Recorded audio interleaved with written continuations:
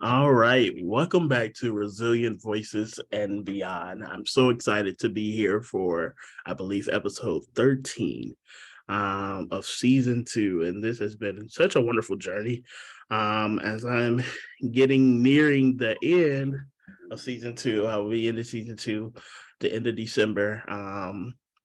And really just getting ready to take that break and trying to put some things together with the Resilient Voices and Beyond initiative, getting into those communities to try to bridge the gap. Um, I'm just excited, and it's also like kind of bittersweet, to not be doing these for a little bit. But, for those who don't know me, my name is Michael D. Davis Thomas, advocate in the state of Michigan. I do a lot, to say the least.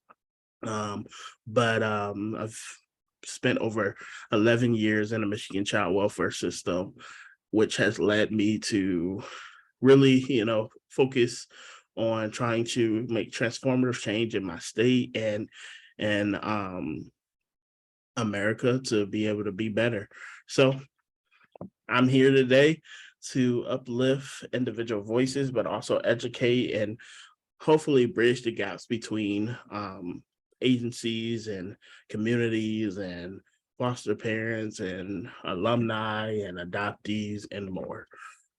So as we get ready to get started, I'm excited for the guest that I have on today. It's kind of like we've been tag teaming for a little bit. And without further ado, because you guys know I can talk, I'm going to have her introduce herself. Yeah, hi everyone. My name is Isabel Rodriguez. I have been working with Michael for a decent amount of time now throughout the state of Michigan, where I was also a youth that spent over 6 years in the foster care system, and I'll be aging out officially from young adult voluntary foster care next year. A little bit about me. As I said, I spent over 6 years in the Michigan foster care system. I entered when I was 13. I've had several different types of placements or several different goals in the legal stance, from reunification to adoption, guardianship, independent living, and then ultimately coming back and doing the voluntary adult foster care program. A lot of my story is centered around my siblings and familial relationships. And then a lot of what I'm hoping we'll get to is like talking about that mental health piece throughout the years. Currently, I'm a student at the University of Michigan, where I'll be graduating this next May, 2023, completing my Bachelor's of Science degree. And eventually going back for a law school, Juris Doctor Degree, and a Master's in Public Administration. Wow. You dropped a lot of nuggets right there. And Yeah. I'm excited to dive deep into your story. Thank you for being here today. And I truly appreciate it. Yeah, very excited for this. Well, my first initial question is kind of building the timeline of your individual life to your life now. Where did your experience begin for yourself? Yeah, so my experience in foster care began, like I said, when I was 13. I was placed in foster care due to various reasons from at home. I was placed with my two youngest siblings in foster care. We were not placed together. We were separated almost immediately. A lot of this had to do with the fact that I was 13 and my siblings were both younger than I. And so it was really difficult to find a placement that was willing to accept me, not just on my own, but especially a placement that would be willing to accept me along with my siblings. So it ended up with us all being separated into different homes all across Michigan, which was really challenging. We also lost contact for quite some time. And I think I'll get into that hopefully more later. But eventually I went through various homes due to multiple reasons. A big reason in that, and me being moved home to home, was that I knew that I did not want to be adopted. And as I was expressing that to not only my foster families, but also at court, it was disheartening to many families as they were really, really in this position to be able to adopt. That was why they started fostering.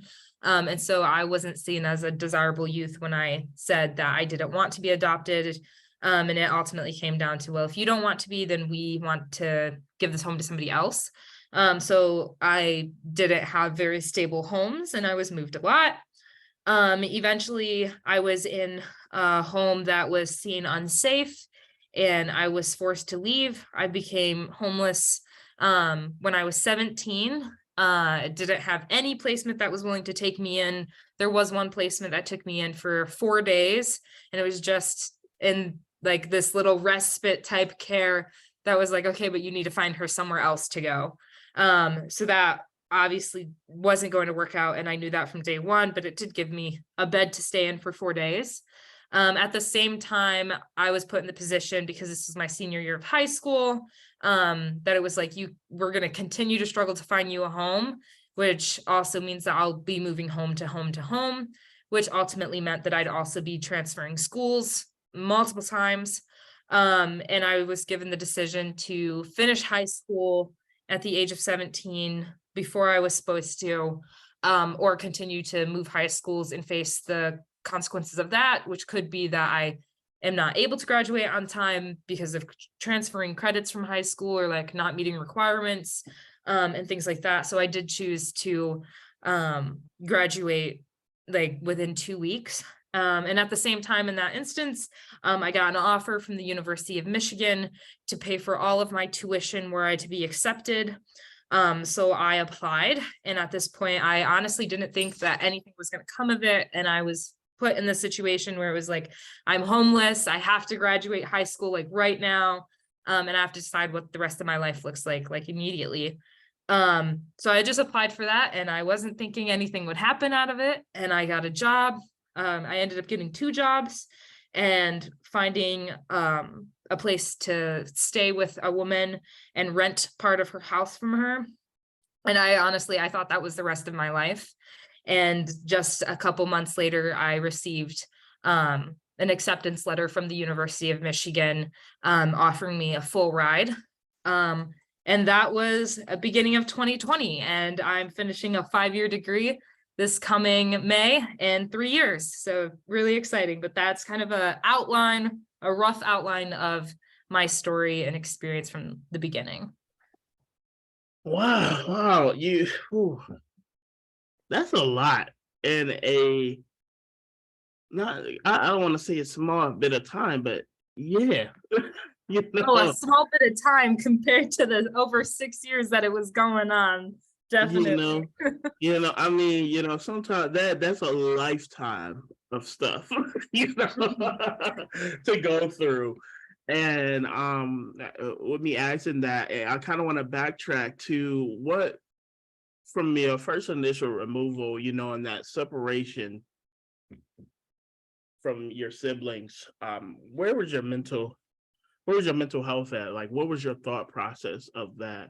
I know you have spoken before doing panels, and so forth. And you've spoken that you've been fairly aware, from the beginning of how things were happening and how things were shaping, and stuff like that. So I'm curious, what did that look like for you in a mental sense? Yeah, I think that's a great question. This is something that I think is super important. We talk about our stories often in the work that we do, and something that isn't always talked about is like that mental health component of what was going on, what was it like, where are we now? So I think this is a great question. And honestly, thinking back to like that moment that I found out I was being taken from my family and placed into foster care, I immediately kind of went numb. I stopped having emotions. So I look back on that day and I didn't cry. I didn't fight. I had no emotional expression. And I remember being told like, oh, you're leaving. And I remember my mom like looking at me and saying that, and she was sobbing and falling apart. And my youngest sibling, they were like completely oblivious, and everything was so ambiguous to them that they didn't understand at all. And so they were also completely falling apart. And everything just stopped for me. I didn't feel anything. And I look back at that and I'm just like, wow, I didn't cry. I wasn't angry. I wasn't upset. Like there were no emotions that I was able to feel in that, because it was all like happening in 5 minutes. And I was told as a 13-year-old to go pack a backpack full of what you need. And like, how do you know that at 13? How do I know what I'm supposed to bring in this backpack? And like, what's next? And I had very little information. I did know the reason why, and all of that, but it was still like, what does the rest of my life look like? Am I coming home? Am I not coming home? I didn't know what to put in that bag, and my whole family was falling apart, and so there was no one to help me decide. And so I think I stopped thinking and stopped feeling in that moment. And a few days later, when I was officially in a foster placement, like in that same night almost, I'll kind of go back to the night I was taken, but I remember it being like almost midnight. It was like 11:30 at night, and they told me officially in front of my sibling and I that I wouldn't be placed with them and that we were being separated. So it was like, first, oh, you're being taken away from home and your siblings coming with you. And then like a couple hours later, it's like you're going to be by yourself, and you're going to be in a town that you have never heard of, and you're going to be with people that you've never met. And this is what your life's going to be like. Oh, and we can't tell you anything more than that. And I remember like that feeling, and I remember my sibling looking at me and being even more terrified of like, oh my God, like I literally don't know what's going on. Why are you leaving me? Why are they taking you from me? What are they doing with me? Like all these things. And I didn't have answers for them. And I think that was like crushing to me, but I felt like I can't express this to you. You're so young. You're like 8 years old. I can't tell you what I'm feeling or what I'm thinking, or show you like that I'm also feeling like you're feeling, because then you're not gonna have that strong figure in your life, or somebody that's like supporting you through that.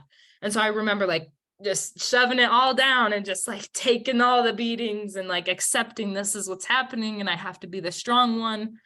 And a few weeks or a few days later, when I was officially placed in this home, I remember just falling apart, and I was not in a home that was supportive, or I was able to be emotionally expressive. And so I would very much be by myself in my room at night, and I wouldn't sleep, and I'd be up crying all the time, or like just like I felt very isolated, and I didn't have much support. And so I think that was like my earliest encounter with it. And I still had so many unanswered questions of, am I going home? What's going on?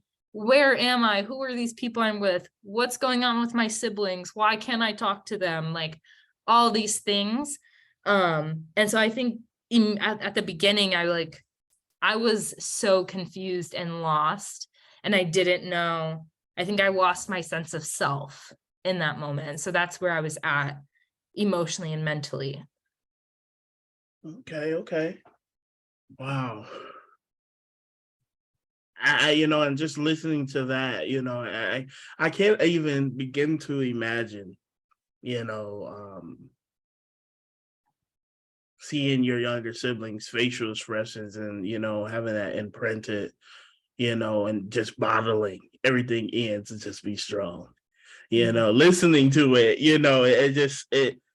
it just sounds so in awe, like, as young as you were, just knowing that you needed to do that, you Mhm. know. Um, I kind of want to, transition to,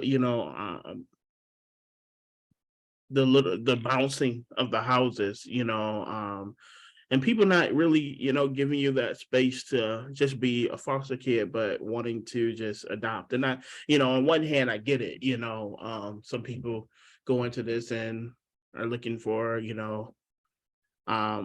someone to be permanent, but also, as well as I know and when they do foster parent and adoptive parent training, they tell people all the ins and outs, that some kids may not want that, and I know that, in the process of getting a kid that, sometimes all the information is not always there. Um, but I still, can't help but to feel that, when you sign up to take that kid, you have a duty, Mm-hmm. and unfortunately, I feel like, some people drop the ball with you on that duty. How did you feel throughout that process? Because you said that happened to you a couple of times. How did you feel when, because you didn't want this one specific thing, that you wasn't a good fit in those homes anymore? Yeah, I think it was really hard. I think it was hard from the beginning. I knew based on that first night and like being told like, oh, you can't be placed with your sibling, and like my questions of like, well, why? I don't understand. And the information I got was like, well, you're a teenager, and they couldn't find a home for me. And so I knew from the beginning that my age wasn't desirable. And I think that was hard at first because I was like, well, I didn't ask to be in here. And I didn't say I wanted to be in foster care. And I don't fully understand the scope of what's happening.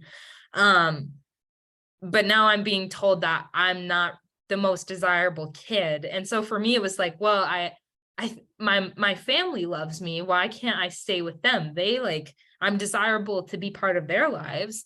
And so I immediately was struggling with that aspect of like, part of myself, my age, a fundamental factor of who I am, is undesirable to people. So I was immediately struggling with that from the beginning. And then, just an understanding of who I was, I knew that adoption wasn't for me. I can't fully explain why I knew that, but there was just a part of me that knew.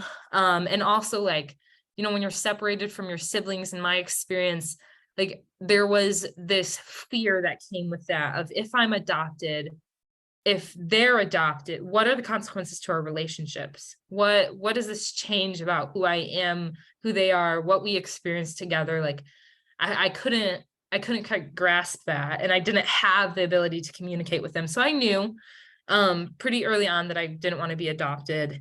And then I went into homes, and like having those conversations at this point as a 14-year-old, and to tell people like, oh, I don't want to be adopted.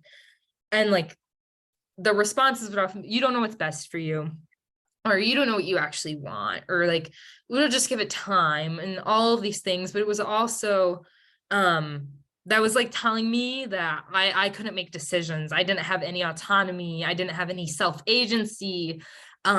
And so it was like, I already don't really know who I am, or don't fully understand the situations I'm in, or I don't have familial support. Like so many of I'm going to school, I'm watching parents drop their kids off. I don't have that. I'm like, and so it was difficult. And as I would have those conversations, I would be told like, well, that's why we started doing this, so we could adopt. And for me, it was like, but do you care about me if you don't get what you wanted out of it? And it ultimately proves that I wasn't able to be cared for if somebody didn't get something out of it themselves. And I think that was really hard for me to hear. And it made me frustrated and confused in that I was like, why does caring about something have to be in your own self-interest? Why can't you just love somebody without expecting them to agree to be adopted, or to sign a paper and be like legal? Like it felt like love was like a legal boundary. Like it could only actually exist if there was these legal ties that allowed it to. And I didn't want that. I wanted somebody to care about me, to support me, to love me, and help me get where I wanted to be, without feeling like the only way that they can do that is by this like legal tie of they can adopt me. And I felt like that shouldn't be like, it shouldn't be conditioned. Like your care, your love, your support shouldn't be on a condition of. And so it was really hard. And I got moved from several homes because of it. And eventually I did get to meet a family, and I told them before that I got to, this is the first time and only time I ever met a family before being placed with them. But when I met them, I told them, if you are only in this to adopt, don't take me. I would rather be in the situation I'm in, which was an extremely unsafe, unhealthy foster family that, like, it was really bad. And I was like, I'd rather stick that out and go through what I'm going through now than somebody once again tell me that they can't love me or support me because I'm not giving them this legal tie. And that was the only time that a family ever said, well, we don't care about that. We just want to give our home to somebody who needs it. And that was my best foster placement. We were so transparent. I could tell that they cared about me without wanting something out of it. And, at that point, I started to actually understand who I was and the power that advocating for myself had. This is the first time, longest placement. To this day, I still talk to that family. But it was the first time somebody listened to me and said, like, what you say matters to us. And it doesn't have to matter on a condition of something else. It can just matter. And so I think at that point, that's when I was like, oh, like me talking, me advocating, me like pushing for my own rights and like interest and being cared for, like this has an impact. But yeah, being told multiple times, like it really put me down and it made me like question a lot of stuff. And I had several hospitalizations from like suicidal ideation and suicide attempts because of it, because I felt like I wasn't lovable, or I didn't deserve to have a home, or I didn't have anything to give people. Wow.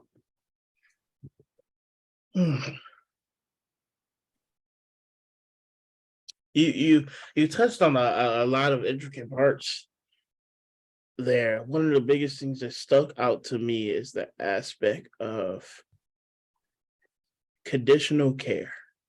Mm-hmm. And that's a big thing.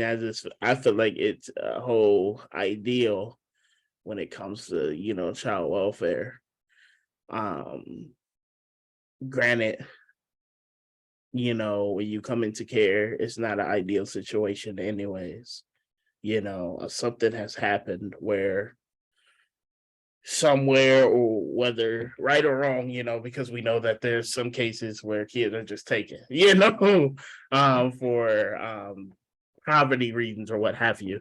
But now the state or a worker is conditioned to be somewhat of a parental figure. Now, we know that there's a lot of boundaries that comes in between that, so getting some sense of normalcy with that probably is a very low chance. Then you get into the aspect of possibly being, in a foster home. Then you get into a foster home and, well, we were hoping to, get this one kid that really liked this place and would have been happy and would have been able to call us mom and dad, and that would have been it. It would have been this fairy tale ending. But that's not what you're looking for. So sorry. Mm-hmm. We can call your worker the next morning, but we're looking for someone that feels saved. Mm-hmm. And that's crazy to me. And I truly hope if there's any foster parents, potential adoptive parents, listening to this, they really take heed to what you're saying and what you expressed. Mm-hmm. I want to travel to, you said you became homeless, at 17, senior year, I know that was probably a stressful time. What was all going down in your head then at that point? I think at that point I was kind of freaking out internally. And I say internally because when I am under stress or like some like chaos is going around me, I've developed this trauma response where I'm not expressive of that. It's very hard to tell what's going on inside of me when as an external factor. And so I was literally freaking out internally, you know. It's crazy when I think about it. I had started my senior year of high school on, I believe, September 4th, 2019, and September 5th of 2019, I had went to school and I came back and I was in an extremely unsafe foster placement. So where I was like physically assaulted, just from being at home. And I'd left and I had went to work and I was like freaking out and I was just in shock because I never expected to like come home to that. And I had no understanding of why that happened. And I told my caseworker because I didn't know what else to do. And it was determined like, oh, you cannot go back to there. It's entirely unsafe. You can't go back to that. Hey. So yeah, I kind of was like, okay, well, what do I do next? And they're like, oh, we're going to find you a placement. And they couldn't. And I was working pretty late that night and they still hadn't found me a placement. And I had asked, okay, can I stay with a coworker? And I was told no, because they're not licensed as a foster family or all these things. And so I was like, well, I literally have nowhere else to go. And they never found me a placement. So I ended up staying in my car that night. And the next day was a similar situation. I didn't go to school. I was under so much stress and I didn't know what to do. I ended up staying with a coworker who was like, we were both just on the terms of like, oh no, this is ridiculous. Like you can't just stay in your car. So I ended up staying with a coworker. And like a couple days later, they found me a placement, but they were like, okay, we only have 4 days here, but in the meantime, we're going to try to find you a permanent placement. And I remember going back to school and my school counselor had heard about it. And they're the ones that sat me down and they knew that I would ultimately be in a situation where I would have to continue to switch schools. And so I was given the choice, like, you have to decide, do you want to we'll put you in an online program. You'll be done in like 2 weeks. And that'll be the end of high school for you. Or you can keep switching high schools for the rest of the year. Who knows what's going to happen?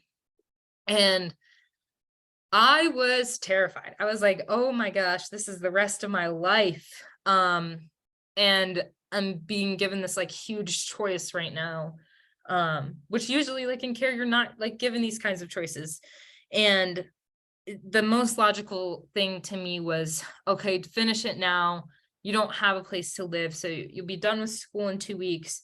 We'll get a job and we'll just start living. And this is what our life has to be at this point. This is what the cards gave us. And I felt really lost and I didn't know what was next. And I was confused and I was having a lot of like mental breakdowns. And I honestly just was so lost. And had so many questions and so little support and like no one to turn to talk to understand.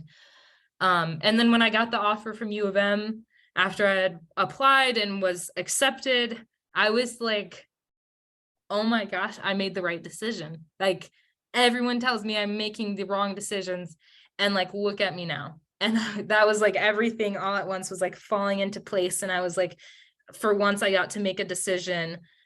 And I can prove to everyone now, like I made the right decision. I finished high school. I worked 2 jobs. I lived with a stranger, all of these things and everything's falling into place. And these are things that people would have been like, you can't do that. That's the wrong decision.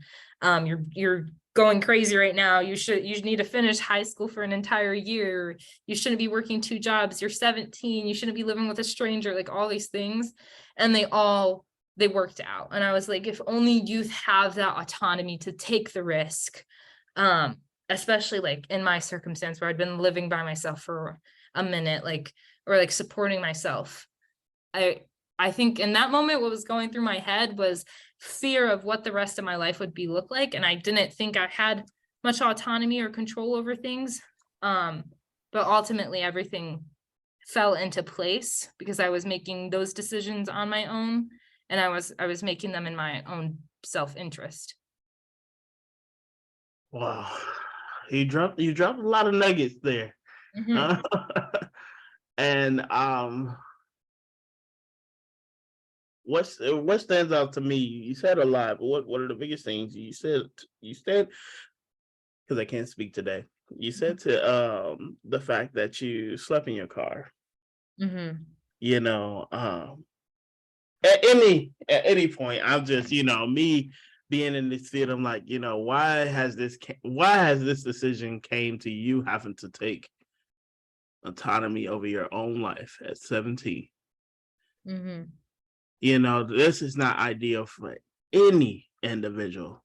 Instead of thinking about, okay, prom, senior skip day, uh, all these other things. Well, we gotta figure out where I'm gonna be staying. I gotta make sure I'm doing this shift, and this other shift, all this other stuff, and too many times, hearing many other stories and alumni while doing this, and even in my own work, I hear that sacrifice, to say the least, that sacrifice of time and experience, Mhm. and for that greater good. you Mhm. know um how do you feel thinking back to that, and as I just mentioned that, of course, I know that you made the right decision and everything, and I'm right there with you. I have a very similar experience with that myself. um but when you think about the experiences as a child, to adulthood, what is your thought process on those things? You know, I like how you worded it of like, it's like a sacrifice of time and experiences because I did feel like that. And, recently, just actually a few weeks ago, I found out that I'm graduating from U of M this coming April or May. And, it's a 5-year degree that I'm pursuing and I'm doing it in 3. And I didn't know that. And so like to receive that information, it was definitely in the moment I was like taken back to high school and I was having that conversation again of, oh, you're going to be done with high school in 2 weeks even though it was supposed to be a year. And so it felt like everything was fast tracked and I was having to make these decisions so quickly. And it's just immediately like throw the wood right into the fire. It was just like you're an adult like today, not you're an adult yesterday. It's Mhm. like, and so it's just definitely a lack of that being able to talk to people about what is the best decision for me. And not having people so concerned about that. People were more concerned about we need to find you a foster placement. And I understand that because I needed somewhere to live.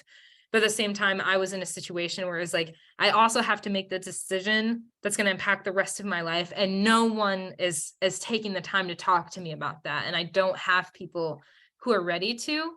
So I gave up so much. Um, I gave up the rest of my high school experience. I gave up all of my friendships, like in the matter of the day. All those people forgot about me. I went to school with them all of my junior year. To this day, I don't talk to a single one of them because everyone forgot about me. It was just like, oh, she's off the map, completely erased my existence in high school. And so I have felt a lot of loss from that, not just of like having that senior experience or like going to prom or like walking at the graduation with my peers or all those things that you do as a senior in high school. Which honestly, looking back, I kind of laugh at it because like, would that have even happened? I mean, COVID hit right before my class that I was supposed to graduate with graduated. So did I really give up that experience? Probably not, but I gave up all of those relationships like in an instant when I decided like I have to be done. Um, and so I lost a lot of relationships that could have been like lifelong supportive things. And then, like being right now where I'm in a situation where it's like, okay, now you have to decide, are you going to grad school like right after this? Are you going to work? What does this look like? It's kind of the same situation. If you got to decide for the rest of your life, or something temporary, you have to decide what's your next move to begin the rest of your life. Um, and it's really hard. I think it's really hard to like have to make those decisions and have so few people to support you. Because my decision in high school definitely did sacrifice relationships that I could be talking, like right now in this situation, I could be talking to those relationships and being like, hey, what do you think? Like, do I go to grad school? Do I get a job? Can you help me find a job? Like all these things. But I gave that up in high school. And so now it's the same situation without the support. And so I feel it now and I see like what happened and I don't regret my decision because I am proud of where I am now and I've done so many things because of those experiences. But it's definitely been a sacrifice of support, of a network, of relationships, and I think that's been a huge detriment in many areas. Definitely, definitely. As we grow, unfortunately, adulting becomes not even a figment, but a reality at a very young age. Mhm. And then by the time we realize that we've had to adult, Mhm. by that time we have been through so much and have sacrificed so much. Mhm. I remember aging out, having to make a decision, and I'm being perfectly transparent with you guys as my audience and with you, Izzy. Um, I had been diagnosed with ADHD in the past. By the time I aged out, I was full aware that I was misdiagnosed. Um, and what they thought was ADHD and emotional instability was side effects of institutionalization and trauma and PTSD. Um, so, in order for me to find a place to live, there was an apartment that rented to people who had mental health diagnosis for 18 months. It was either be on the street or go with that diagnosis. Mhm. Mhm. And anybody that knew me at that time, knew that I prided myself on honesty, integrity, and honor. Having to make that decision to not be homeless was really hard for me. Um, but I did it. Went to college, not off of the aspect of, oh well, this is a great experience. You go do this, what have you. I had no other choice because I knew that I was going to get a refund and I knew that I needed some money to help me while I was processing what just all happened after I aged up out of the system. So I went to college. Extremely hard. Extremely difficult. Eventually dropped out. Um, Went into the working world. Did I excelled in the working world? Worked many different positions. Got many different certifications. Got my first apartment. Ended up homeless again. You know, and for me, on that scale, reason I'm sharing this,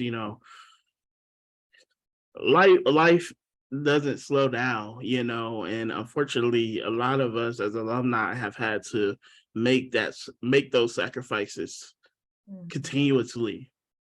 um I like to think now where I'm at in life now, those sacrifices tend to dwindle down. They don't seem too detrimental now, um but I have a better understanding, and unfortunately due to my experience and what have you, my mentality and my maturity sometimes is a little bit above some of the people in my age group. So that sucks because, friendships and relationships don't tend to go that great.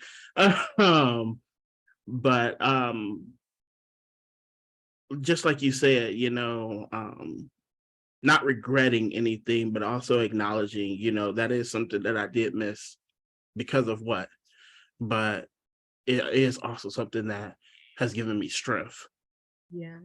I resonate. I'm so glad that you're sharing with this because it's also like reminding me of those experiences. And there's a couple things you said about, you talked about like the college, going to college because you have to. Like it's not it's not what other people experience when they're going to college. It's, you know, they're planning this. They're like, oh my gosh, it's so exciting. Like, am I going to get an acceptance letter? The whole process of even getting there is like this huge life journey.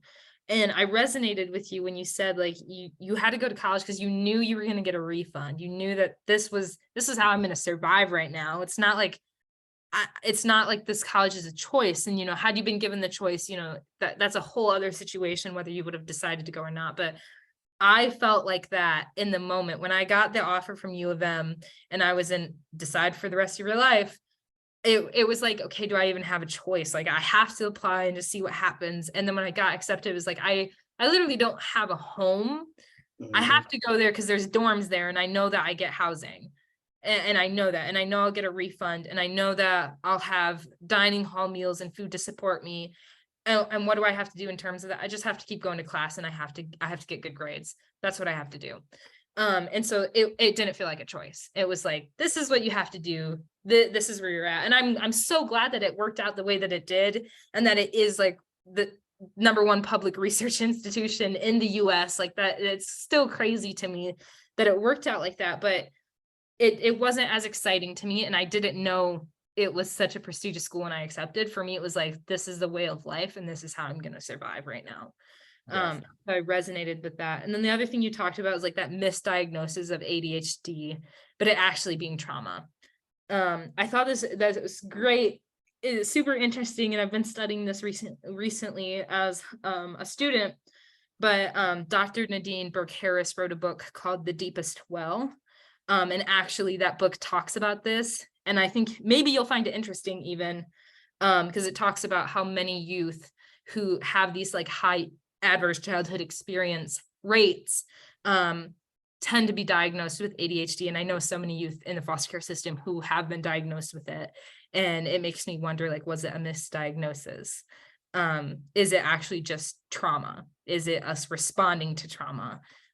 So I thought that was so interesting that you talked about that. Definitely. Yeah. It was an experience and a half. An experience and a half. I want to circle back to you. You spoke about being in this place transition, to say it. That's what I'm gonna call it. The place of transition. Mhm. You know, not completely, if I may say, healed from all that happened, not completely finished processing, but having to be in a place of survival state and continuing forward. But yet transitioning into adulthood, you know. And we speak about normalcy.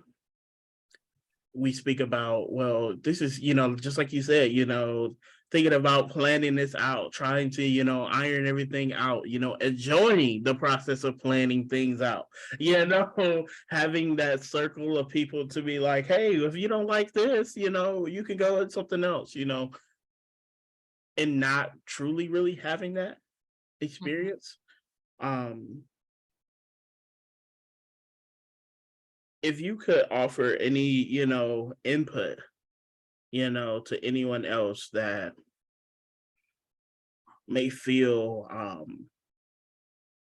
like they have to make a decision in a hasty manner, you know, coming out of care, or whether it be getting, you know, feeling like they need to be adopted, or, you know, what have you, what advice would you give about those aspects of transitioning and making those decisions?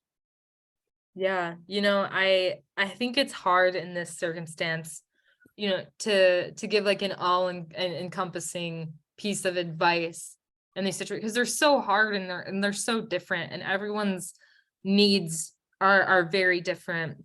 And I think, you know, everyone always is telling me like, oh, you like slow down. It's like it's okay. You can slow down, you can breathe, you can take an extra semester, you can do all these things.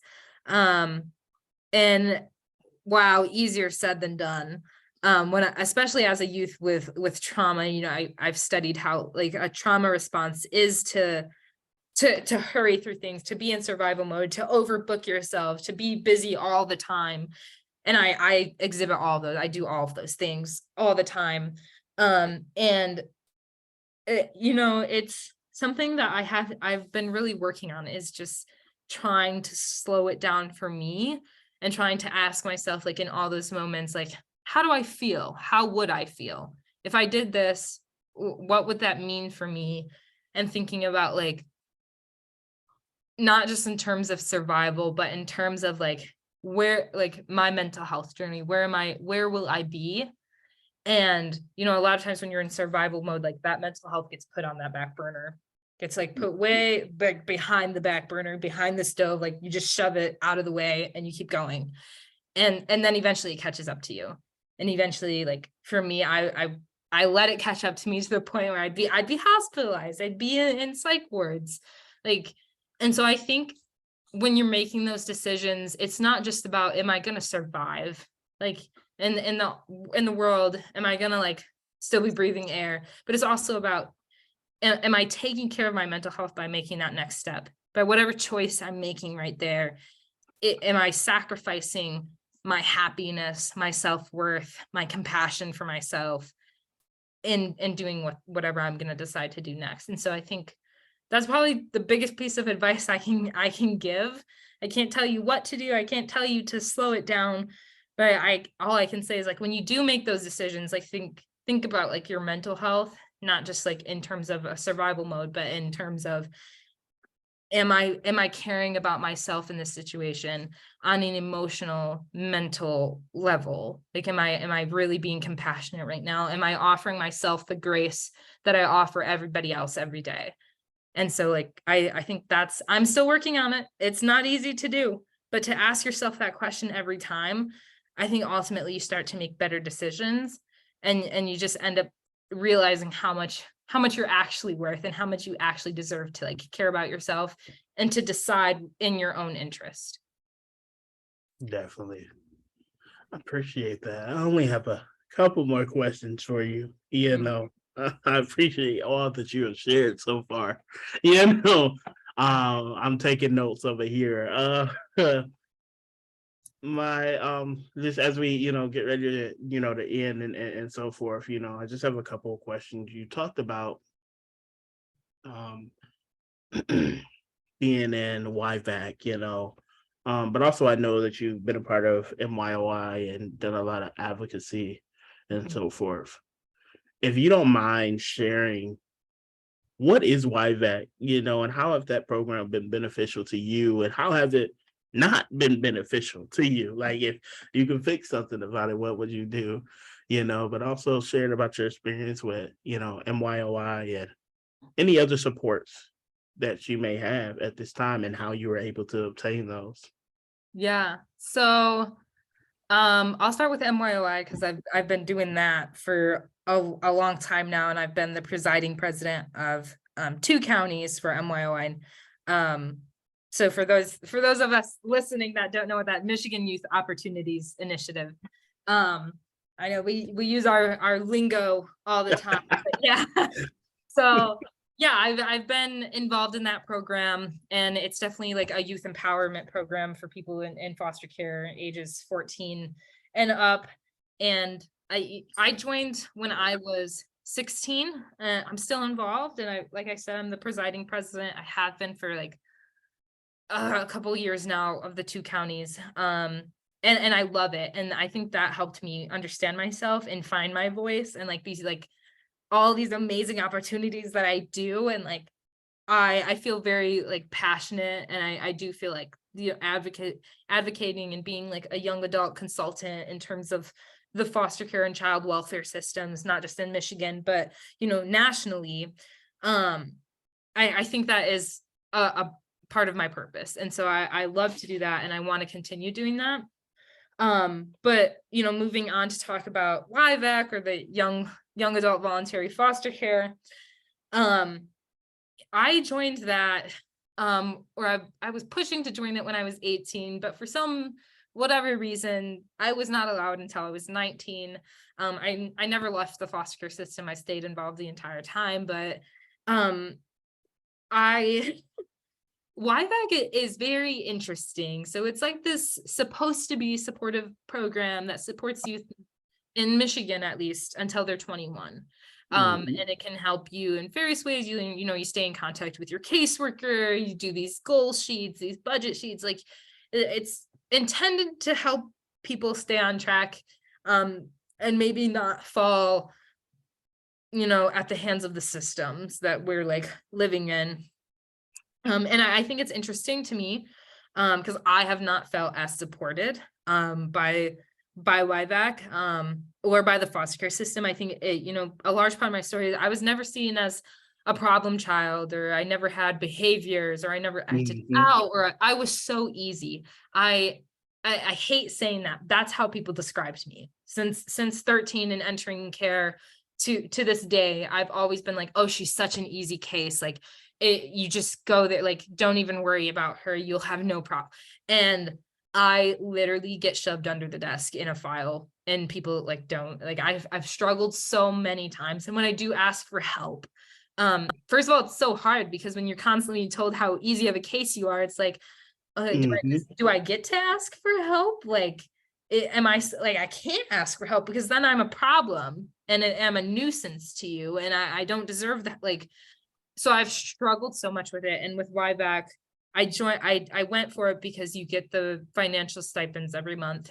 And where I'm at right now, like I need those. I need that support to be successful, to continue pursuing a degree, to pay for having two living arrangements.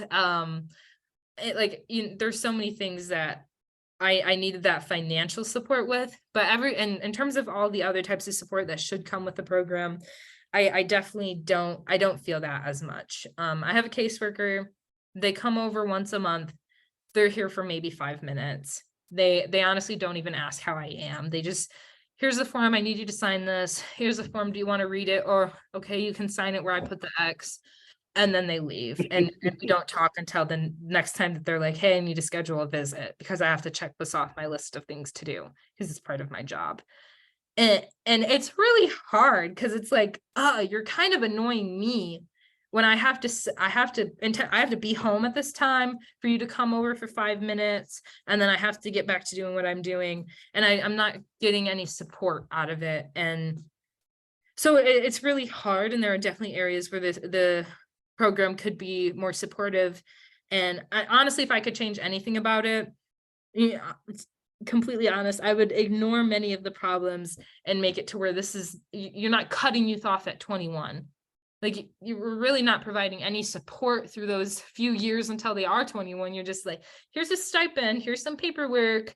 Are you working? Are you volunteering? Okay, good. You're good to go. Like, there's no like life training. There's no actual support. There's no I just haven't witnessed that, and I don't know many youth who have. And so maybe extending those kind of supports that are offered, having more meetings, actually knowing the youth you're working in, helping them understand, like, what does getting a job mean? What does it mean to work at a job for long term? What does it mean to rent? What does it mean to buy? What does it mean to have a credit score? Like all these things, like actually teach them how to use that, because now they're at a point in their life, MYOI does this. They do these trainings, but you're doing them with like 15, 16-year-olds who aren't really using that yet.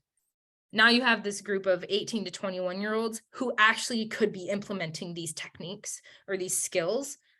And so like reinforcing them, reestablishing them, keeping up to date on those things, knowing about the changes of systems, housing, financial support, like all those things. Like, I don't know, I think there are so many things that YVAC could do better, but also extending it. In other states, they support their youth until 26. Why are we stopping at 21?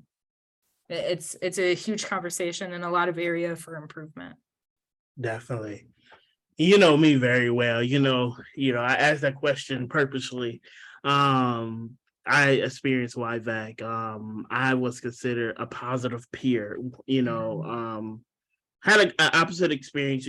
Foster homes wasn't my go-to. I experienced more so group homes, congregate care, and so forth until I aged out.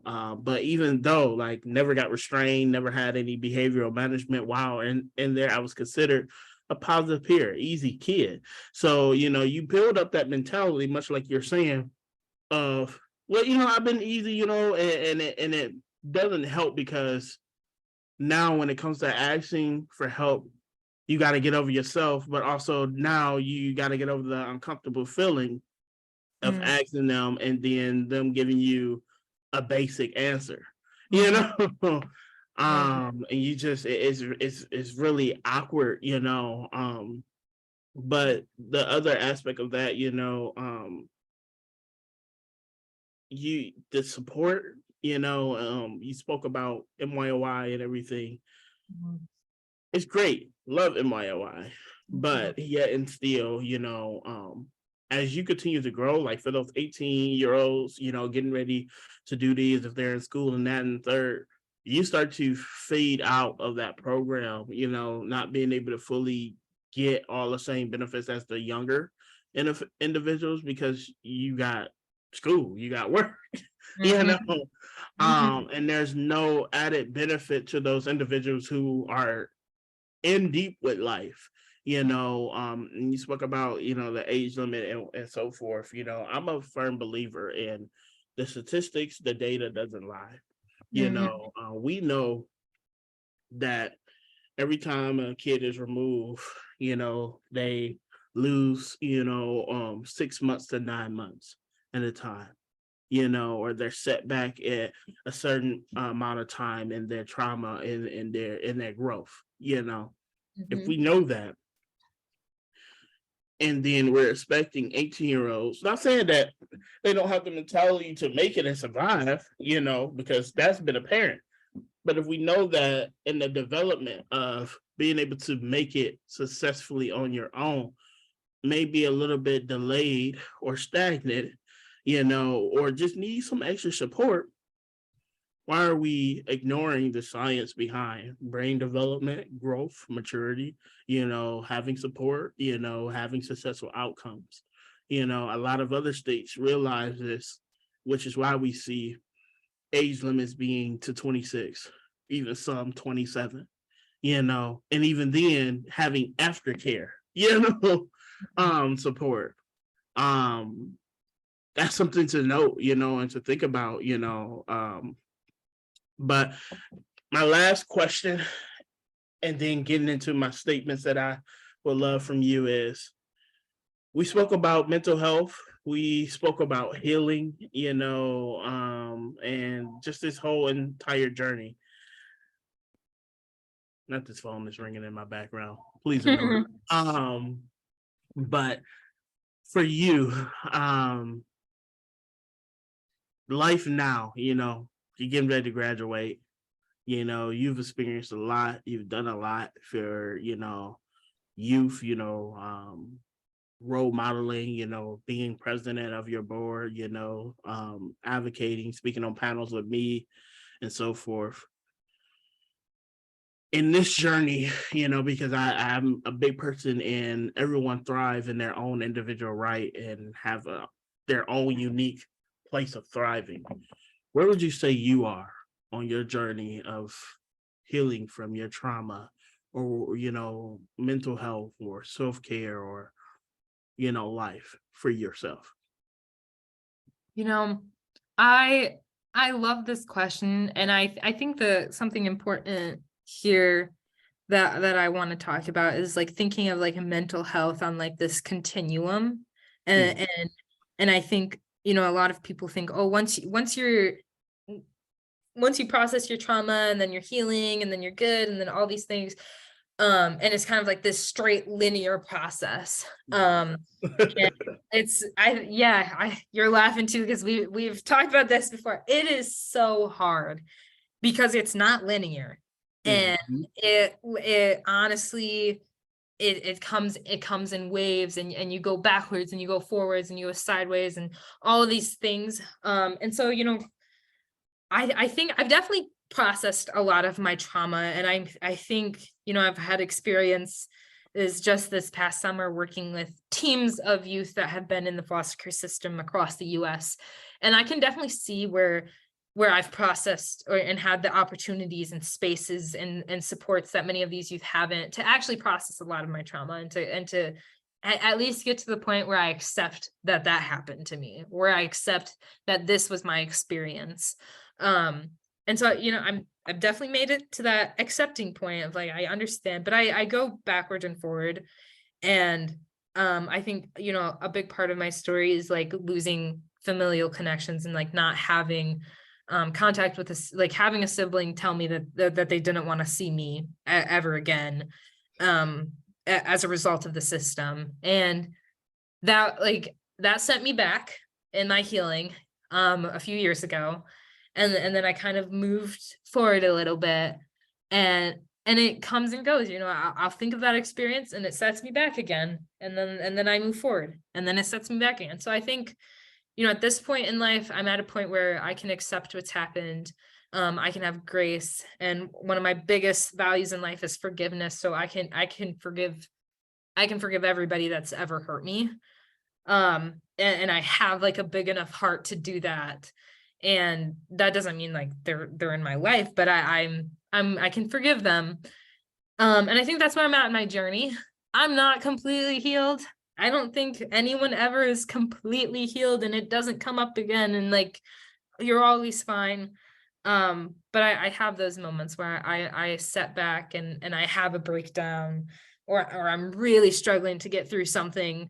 Or I hear my peers talking about celebrating holidays, and it still sets me back. It still bothers me. It still hurts. But I think in terms of my journey, I'm in accepting, I've forgiven people.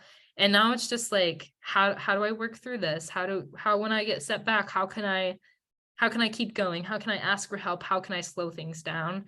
And how can I take care of like me?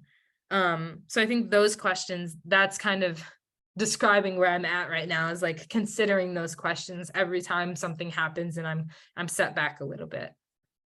Definitely, definitely. I just want to, take a moment to thank you for being here and being vulnerable with us and opening up and sharing, your story and where you're at. I truly hope that, someone listening to this is able to take something out of this and help them.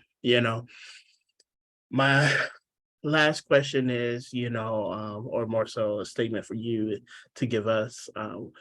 What piece of advice would you like to leave here today? Um, I think my biggest piece of advice,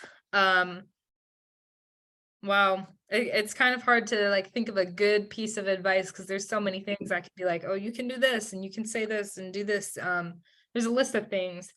But I think like ultimately is like, know that you are worth like, I think it's so easy to say, but like we extend so much grace to everyone else, and like we deserve to extend that to ourselves. And Mhm. so like whatever that looks like it's okay to ask for help, and it's okay to like build those relationships. And I think someone said to me within the past years, like you can do it for yourself. You don't need someone else to do it for you. And I don't mean that in a sense of don't ask for help, but thinking about the little moments where like we always feel like, oh, I have to miss out on this. Like I think back to like graduating high school and like that whole experience for me. And like I didn't have like a graduation celebration open house kind of thing. I didn't have that. And I felt like I couldn't have that because I didn't have someone to do it for me. And so I think my biggest piece of advice is like you can celebrate for yourself and you can be happy for yourself, and you don't ever need someone else to do that for you. It can be possible by yourself. So I'll be graduating in May, and I don't have a single person in my life who would throw a celebration for me, but you best be sure I'm going to throw one for myself because I deserve that moment and I deserve to have that just as much as anyone else does. And I think everyone listening to this like deserves to know that like somebody else doesn't have to celebrate for you, doesn't have to congratulate you on whatever accomplishments you've done. You can do that for yourself, and people will come. Whether somebody does it for you or not, like there will be people to show up and like celebrate with you. Definitely, definitely. Any last comments, any way that people can follow some of the work that you're doing, connect with you if they have any questions, or if you got a rap song or album coming out. I don't have any music. Fortunately for everybody, I don't have any music. So no worries on that. But I think I do have a LinkedIn. Michael, I can send you my link so you can forward that or post it with the podcast, and people can definitely follow my journey on there. I honestly, I think the most important point that I do want to make in conclusion, I say this every time, my story can be like astounding to people, and they're like, oh my gosh, you're so inspiring, and you've done all these things, and you've went to this amazing school, and I've worked with the Annie Casey Foundation, Foster Club, National Foster Youth Institute, Michigan Youth Advisory Board, Michigan Opportunities Initiative, like all these different things. And so people are like, oh my gosh, you're so amazing. Like, you've done so much. You inspire me. And my biggest thing is I don't want to be seen as a token or an exception to all the rules and stigmas of foster youth. Rather, you can just see them as being false. These stigmas aren't true. The stereotypes aren't always true. Like, there are so many youth out there who don't have the access to the things that I've been able to have access to. And so my biggest thing that I want to say, like, is just like, I'm not an exception to any other youth, and every youth out there is just as powerful, has just as much potential, can be and will be just as successful given the stereotypes. And so that's always the biggest thing, is like, don't call me an inspiration. I'm another youth sharing my story, and it's a little different, but there are so many other youth that if we support them now, they can be in very similar shoes in the future. Definitely. I just want to thank you for taking this time to be on here with me, and to, once again, just being open and vulnerable, and just sharing, depths of your experience, and offering words of wisdom and advice to those who may be listening. This is not going to be the last time, we work together, so you're in my life for life. I really wish you didn't live far, because I would be at your party. I would be celebrating with you. I'll still invite you. We'll make it happen. I'm over here like, is there going to be a virtual, If that's what it takes, we'll make it happen. That's my go-to question every time. There's a virtual component to this, because I know gas is like $4. Oh yeah. Yeah, we'll make it happen. Definitely. You guys, Izzy is a wonderful person. There's very few people that, I'm able to truly call a friend, and it's been more than a colleague for me, more than a person I'm co-hosting with or doing a panel with and stuff like that, and I'm honored, and I want to say this, with everyone listening, I'm honored that you're in my life. I've learned so much from you, and just grown, from listening to your story and sharing the stage with you, and, trying to create this space for the generation coming after us. So for them to be able to heal, and for them to start that journey and processing, and knowing that there's a life after foster care. But thank you, for all that you do and being here. Yeah, thank you for letting me be on this, and thanks to everyone for listening. And yeah, this will definitely not be our last time working together. Definitely not. But yeah, I really appreciate you like letting me be on this and be part of this, and I can't wait to see where everything goes for you in the future. For sure. As I get ready to end, you guys, this is episode 13 of season 2. I know my goal was to try to get to 52. I don't know if I'm gonna get to that to beat season 1. Everyone has like crazy schedules. We all are out here grinding, as alumni and of people that work in the child welfare system. But I'm dang near gonna try, So stay tuned, as I'm dropping different episodes, and doing the coffee and conversation. So stay tuned to those. PSAs and so forth. I want to, on a serious note, we've talked about a lot of things that could potentially be triggering or bring up some things to someone who has lived experience, or even someone who's have, secondary experience. I want you guys, as you guys listen to this and you may feel a little bit, triggered, take some time, do some mindfulness exercises, self-care, reach out to someone, and so forth. If need be, my social media is out there with my podcast, reach out to me if you need someone else to just talk to after this episode or what have you. I want to make sure that we all are practicing, self-care and attributing to our mental health. Outside of that, it's getting colder. I'm gonna mention it. I'm gonna keep mentioning it. COVID, the flu, cold, all that stuff is out there. Please be safe. It takes all of us to do our part. So wear your mask if need be. Take precautions and stuff like that, and be safe and everything. I love all of you guys, and we've all seen a lot in these past couple years with life, so we all have a part to play in making this world a better place. This has been Brazilian Voices and Beyond, and I hope you guys have a good night, good morning, good whenever you're listening to this. Thank you. Talk to you guys soon.